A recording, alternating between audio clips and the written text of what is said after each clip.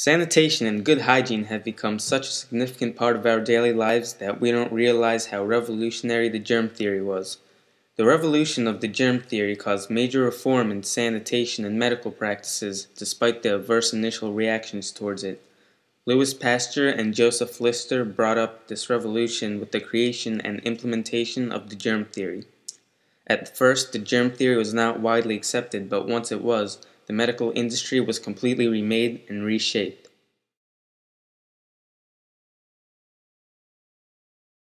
From the time of the Middle Ages until the late 19th century, spontaneous generation was believed to be the cause of disease. Spontaneous generation was a theory that proposed living matter sporadically appeared from non-living substances. In the 17th century, a common belief asserted that leaving sweaty underwear and husks of wheat in an open-mouthed jar would generate mice about 21 days later. It was also believed that leaving raw meat in a pan for several weeks would generate maggots. Prior to Louis Pasteur, a French microbiologist, people had tried to disprove spontaneous generation, but their efforts proved futile until Pasteur's experiments in 1859. Pasteur brought up a revolution with the creation of the germ theory, which he demonstrated in his 1859 experiments. During these experiments, he broiled 2 broths to sterilize them. He then placed one broth in an open-mouthed container and another in a swan neck bottle. The swan neck bottle captured dust and other particles in the air, not allowing them to reach the broth. Over time, the first broth became cloudy, but the one in the swan neck bottle was still clear, proving that nothing can spontaneously generate. This would later become the basis of the germ theory. After disproving spontaneous generation, Pasteur set out to use science to help people. At the time, cholera in chickens was a big problem for farmers as it spread rampant and would kill many chickens.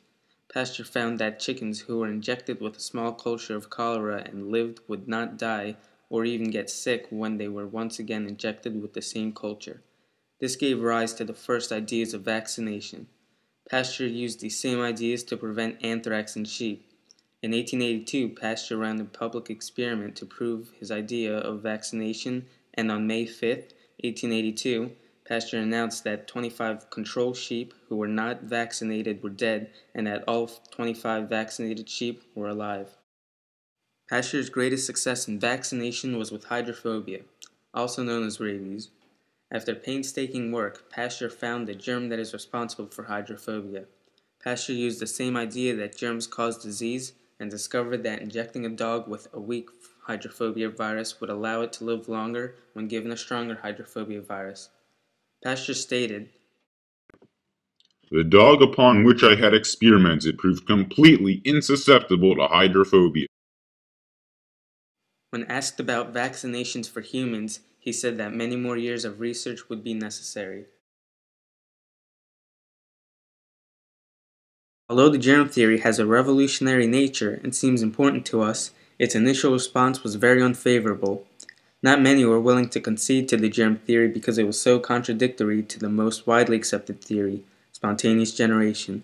Some people couldn't accept the idea of germs, some people were persuaded by religion, and some just believed the germ theory was completely false. 2 men, Samuel Solomon and Harry B. Bradford, were against the vaccination that sprung up from the discoveries of the germ theory. They argued that vaccination was actually detrimental to our health rather than good for it. Vaccination is impotent and the most harmful and disease-breeding operation performed today.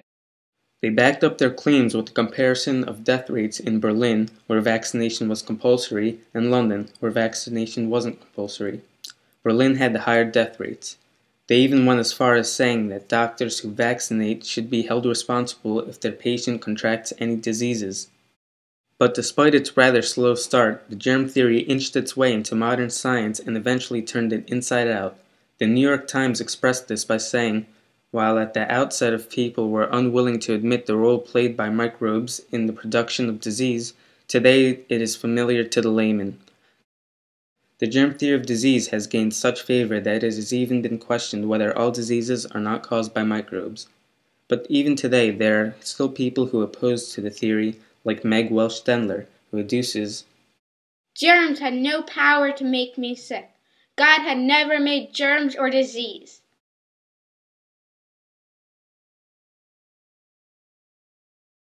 Although Pasteur thought of the germ theory and used it to create vaccinations, Joseph Lister was the first one to implement such ideas to a hospital.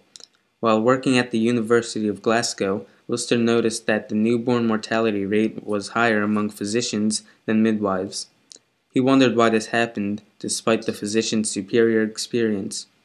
He noted that the biggest difference was that midwives washed their hands between births and physicians typically did not. Lister linked this to Pasteur's germ theory, which he had read about, and decided that hygiene should be implemented in hospitals. He called for complete reform in his 1867 work, Antiseptic Principle of the Practice of Surgery. He called for the use of carbolic acid to disinfect instruments as well as the cleaning of hands between operations. He also claims, A solution of carbolic acid in 20 parts of water, while a mild and cleanly application may be relied on for destroying any septic germs that may fall upon the wound during the performance of an operation.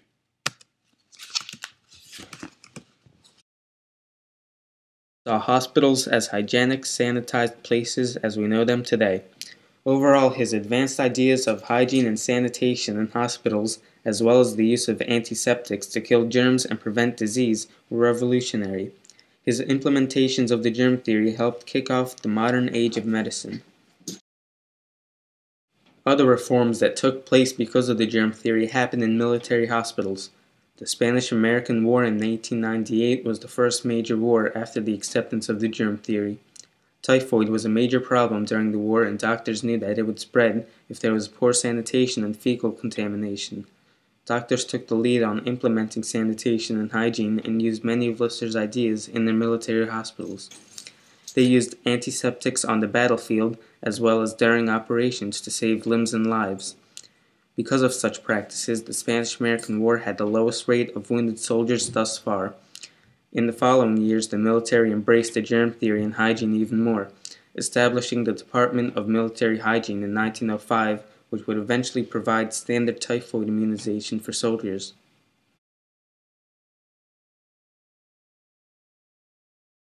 Pasteur's experiments and Lister's implementation of sanitation and hygiene launched a new era of medicine that is still viable today.